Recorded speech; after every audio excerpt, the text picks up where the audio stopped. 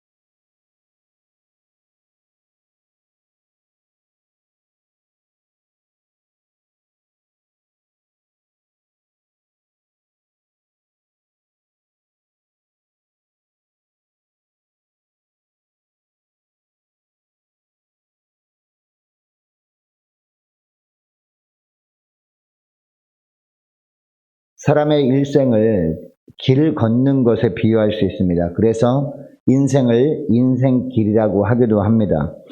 그런데 인생길을 걷는 사람들을 보면 두 종류입니다. 또 어떤 사람들은 내가 길을 만듭니다. 그리고 내가 만든 그 길을 걸어갑니다. 또 어떤 사람들은 이미 존재하는 길을 선택합니다. 그리고 그 길을 걸어갑니다. 물론 내가 만들어서 내가 만든 길을 걸어갈 때 그 길이 빠른 길처럼 보입니다. 그 길이 편안한 길처럼 보입니다. 그래서 수많은 사람들이 그 내가 만든 길을 걷는 것을 선택합니다. 그러나 하나님은요, 이처럼 내가 만들어서 걸어가는 인생길을 뭐라고 하는지 아십니까? 바로 악인의 길이다 라고 합니다. 반면에 이미 존재하는 길을 걸어가는 것은요, 어리석어 보입니다. 그리고 굉장히 더디어 보입니다. 그리고 길이 좁아 보이고 험해 보이기 때문에 이 길을 걸어가려고 하는 사람들은 그렇게 많지가 않습니다. 그러나 그 길을 묵묵하게 걸어가는 사람들이 있는 이유가 무엇입니까? 그 길은 생명의 길이기 때문이죠. 그리고 그 길은 지혜의 길이기 때문이고 그 길이 바로 믿음의 길이기 때문입니다. 자, 오늘 우리가 읽은 본문을 보면요, 두 길이 나오고 있습니다. 하나는 지혜의 길이 나옵니다. 그리고 또 하나는 악인의 길이 나오고 있습니다. 먼저 10절부터 보니까 10절부터 13절 말씀까지 보면 지혜의 길에 대해서 먼저 말씀하십니다. 그리고 지혜의 길을 걸으라라고 하고 있는데 12절 보시기 바랍니다. 자, 12절 보면 다닐 때에 내 걸음이 곤고하지 아니하겠고 달려갈 때 실족하지 아니하리라 라고 말합니다. 어디로 다닐 때? 지혜의 길로 다니게 되면 걸음이 곤고하지 아니하겠고 그리고 달려갈 때에 실족하지 아니할 것이다 라고 말씀하고 있습니다. 여러분, 다닐 때 걸음이 곤고하지 않는다라는 것은요, 걸어가도 앞길이 막히지 않을 것이다 라는 의미 아니겠습니까? 그리고 달려갈 때 실족하지 않는다는 것은 물론 우리가 믿음의 길을 걸어갈 때 장애물이 없는 것은 아닙니다. 그러나 장애물이 있을 때마다 넘어지지 않는다는 겁니다. 왜냐? 하나님께서 동행하시고 붙들어 주시기 때문에.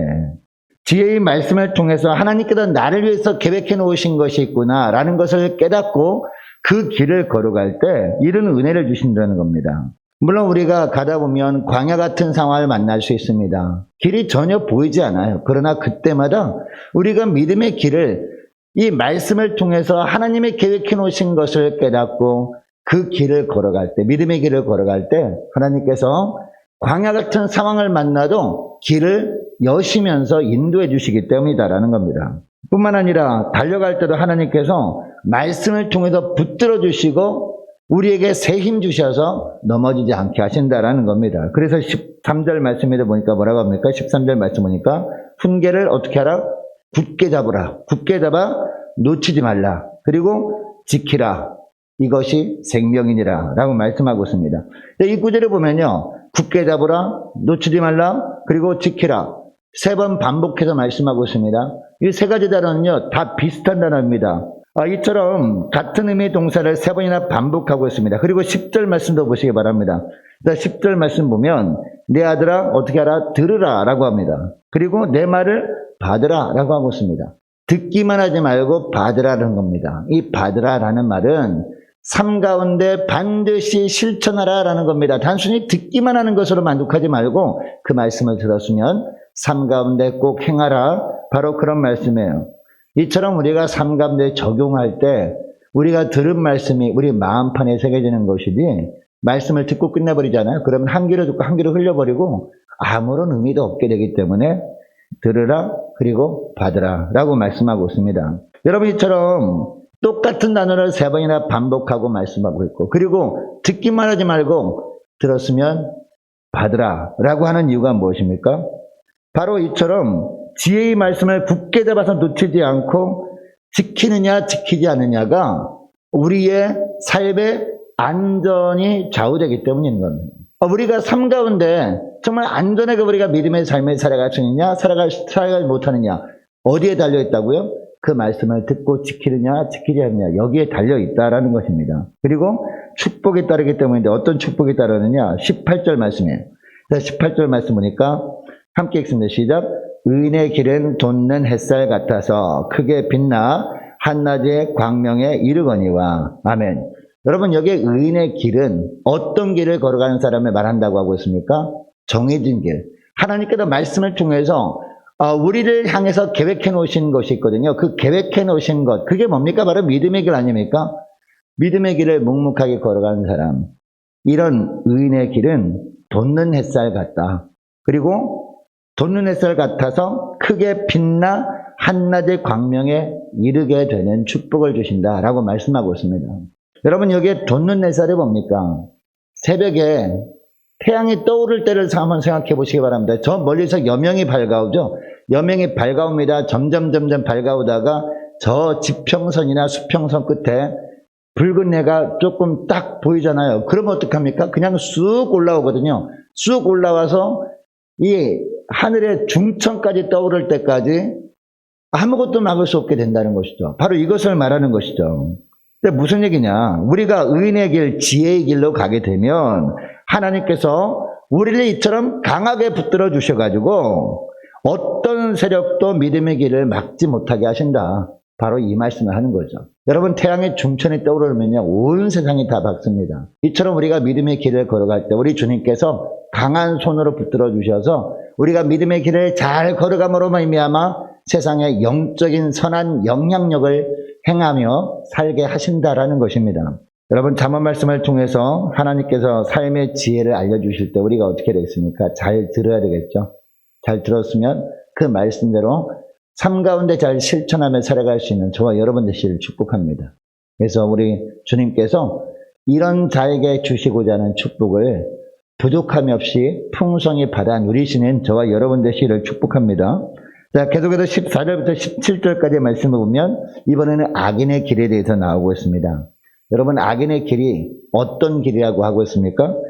내가 길을 만들고 그 내가 만든 길로 걸어가는 인생을 악인의 길이다 라고 하고 있습니다. 여러분, 이처럼 내가 길을 만들고 그 길로 가는 인생이 왜 악인의 길이라고 하는 것일까요? 하나님이 계획하신 길을 가지 않고 자기가 스스로 만든 길을 걸어가는 것을 하나님은 어떻게 보십니까? 생각하고 계획하는 모든 것이 하나님 보시기에 악할 뿐이라고 보시는 겁니다. 자, 이게 16절 말씀입니다. 저 16절 말씀 보시기 바랍니다. 16절 보니까 그들은 악을 행하지 못하면 자지 못하며 얼마나 악으로 가득하면 이런 말씀을 하겠습니까? 그리고 하반절 보니까 사람을 넘어뜨리지 못하면 잠이 오지 아니하며 라고 하고 있습니다. 자, 그리고 17절 보니까 뭐라고까지 하고 있느냐?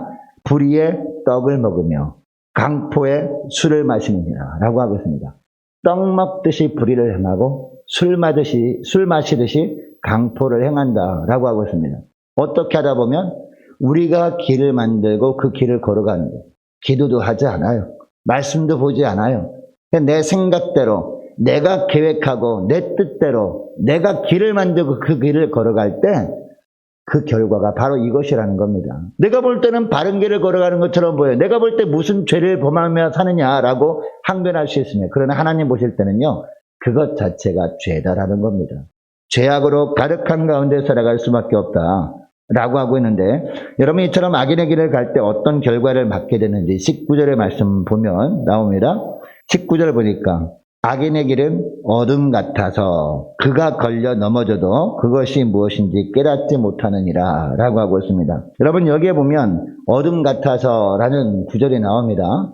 이 어둠 같아서 라는 말씀은 무슨 말씀입니까? 내일 일을 알지 못한다는 거죠. 여러분, 우리는 내일 일을 알 수 있습니까? 알 수 없습니다. 우리가 한 달 뒤에 어떤 어려움이 우리 앞을 가로막을지 우리는 상상하지도 못합니다. 짐작하지도 못해요.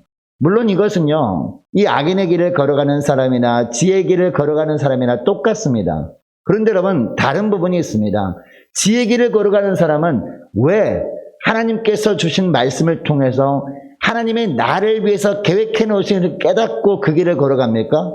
앞날을 알 수 없기 때문 아닙니까? 이처럼 지혜의 길을 걸어가는 사람은 하나님께서 늘 함께 하시거든요. 왜?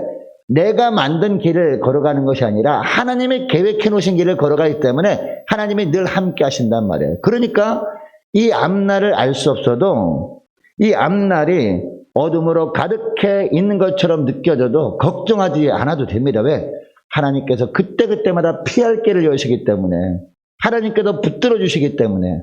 그런데 여러분, 악인의 길은 다르죠. 악인의 길은요, 자기가 처음에는 내가 계획을 세우고 내가 길을 만들고 걸어가면 될 것처럼 생각이 됩니다. 그런데 이 어둠이잖아요. 앞날을 알 수 없잖아요. 매 순간순간마다 장애물이 앞을 가로막을 때가 있잖아요. 그때 걸려 넘어질 수 있는데 하나님께서 붙잡아주지 않는다는 겁니다. 왜? 믿음이 없기 때문에. 자기가 만든 길을, 자기가 계획해 놓은 길을 걸어가기 때문에 하나님이 붙잡아주지 않기 때문에 넘어질 수밖에 없다는 겁니다. 그런데 이처럼 걸려 넘어져도 그것이 무엇인지도 깨닫지도 못합니다. 왜? 어둠이니까. 깜깜한데 누가 탁 걸려 넘어졌을 때 뭐 사람이 걸려 넘어뜨렸는지 아니면 돌뿌리에 걸려 넘어뜨렸는지 모르잖아요. 이렇게 된다라는 겁니다. 쉽게 말하면 의미 없는 삶을 살게 된다. 허무한 삶을 살게 된다라는 겁니다. 그러나 지혜의 길을 걷는 사람은 매 순간순간마다 하나님께로 붙들어 주시고 하나님께로 광야의 길을 내시고 사막의 강을 내시면서 우리 주님께서 천국까지 이끌어 주시는 축복의 삶을 살게 된다라는 것을 오늘 본문을 통해서 말씀하고 있습니다. 그래서 20절 말씀에 보면 하나님의 지혜의 말씀에 주의하라 라고 말씀하고 있는 겁니다. 그리고 귀를 기울이라 라고까지 하는 겁니다. 그리고 21절 말씀에도 보니까 그것을 떠나게 하지 말며 어디에서? 내 눈에서 떠나게 하지 말며 그리고 내 마음속에 지키라 라고 말씀하고 있습니다. 자, 그러면 이렇게 해야 되는 이유도 22절에서 말씀하죠. 22절 보니까 그것이 뭐가 되기 때문에 영적으로 육적으로 건강함을 주기 때문에, 자, 오늘날로 말하면 스트레스 받지 않기 때문에 늘 평강 가운데 살게 하기 때문에 이렇게 해야 된다라고 하고 있습니다. 자, 그러면 어떻게 하면 우리가 악인의 길이 아니라 지혜의 길만을 걸어갈 수 있느냐? 23절부터 보면 말씀하고 있는데요. 23절 보면 뭐를 지켜야 돼요? 무엇보다도 우리의 마음을 지켜야 된다라고 하고 있습니다. 그리고 24절 보면 뭐를 조심해야 돼요? 말을 조심해야 돼. 입을 조심해야 돼, 입을. 23절 말씀이니까 입을 조심해야 되는데, 24절 보면 어떤 말을 하면 안 된다라고 하고 있습니까? 구부러진 말을 하면 안 돼요. 구부러진 말. 그리고 비뚤어진 말을 하면 안 됩니다. 하나님 보시기에 구부러진 말, 하나님 보시기에 비뚤어진 말을 하면 안 된다는 거. 부정적인 말을 하면 안 되는 거. 항상 믿음의 말만 하면 살아가야 된다는 거죠. 그리고 25절을 보면 무엇을 바라보라? 눈을 바라보라는 겁니다. 엉뚱한 곳을 바라보지 말고 하나님이 바라보라 하는 것만 바라보라 라고 합니다. 26절도 보니까 이제 무엇을 조심하라? 발을 조심하라 라고 하고 있죠. 이 발이 행할 길을 평탄케 해야 된다라고 하고 있습니다. 그리고 27절 보니까 좌로나 우로나 튀우치지 말고 하나님께서 인도하시는 길로 흔들림 없이 나아감으로 말미암아 발을 악에서 떠나게 하라. 이것이 어떤 비결이다? 지혜의 길로만 갈 수 있는 비결이다 라고 말씀하고 있습니다. 여러분 이것을 기억하시고 오늘 기도할 때 이렇게 기도했으면 좋겠습니다. 하나님, 무엇보다도 악인의 길로 함께 가자는 세상의 유혹에 빠지지 않도록 하나님, 저희들이 무엇보다 마음을 잘 지킬 수 있기를 원합니다. 또 무엇보다 말과 눈과 발을 주의함으로 말미암아 지혜의 길, 생명의 길로만 나아가게 하여 주셔서 하나님께서 날마다 붙드시고 우리 하나님께서 천국까지 은혜 가운데 인도해 주시는 복된 하루하루 되게 해달라고 간절히 기도했으면 좋겠습니다.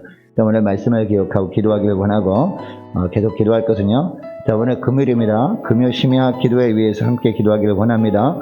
자, 오늘 주일 예배 위해서 함께 기도하기를 원하고 또 많은 환우들이 있습니다. 환우들 위해서 기도해 주시기 바랍니다. 고3 수험생들 또 취업을 앞둔 우리 자녀들이 있습니다. 위해서 기도해 주시기 바랍니다. 또 우리 선교사님들을 위해서 기도해 주시기 바라고 나라 민족을 위해서 그리고 저와 여러분이 가지고 나온 기도 제목들 놓고 우리 함께 기도하기를 원합니다.